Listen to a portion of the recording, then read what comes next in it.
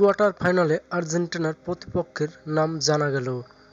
Venezuela আগেই Copa আমেরিকার quarter ফাইনালের টিকিট নিশ্চিত করেছিল, তবে তারা গ্রুপ চ্যাম্পিয়ন হবে না রানার্স আপ সেটা জানাই বাকি ছিল। রানার্স আপ নয়, গ্রুপ চ্যাম্পিয়ন হয়েই নকআউটে পা রেখেছে ভেনেজুয়েলা, তাদের সঙ্গী ইকুয়েডর। এই ইকুয়েডরের প্রতিপক্ষই কোয়ার্টার ফাইনাল খেলবে লিওনেল মেসির আর্জেন্টিনা। মেক্সিকোর বিপক্ষে জিতলে বি গ্রুপের চ্যাম্পিয়ন হওয়ার একটা সুযোগ ছিল ইকুয়েডরের সামনে। মেক্সিকোর ক্ষেত্রেও কথাটা সত্য, কেননা দু দলের নামের পাশেই ছিল ৩ পয়েন্ট করে। ভেনেজুয়েলার ছিল ৬ পয়েন্ট, কিন্তু ভেনেজুয়েলা সেই সুযোগই দেয়নি।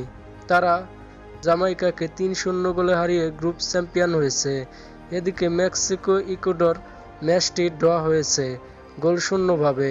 ইকুয়েডরের সমান পয়েন্ট সত্ত্বেও গোলের ব্যবধানে পিছিয়ে থাকায়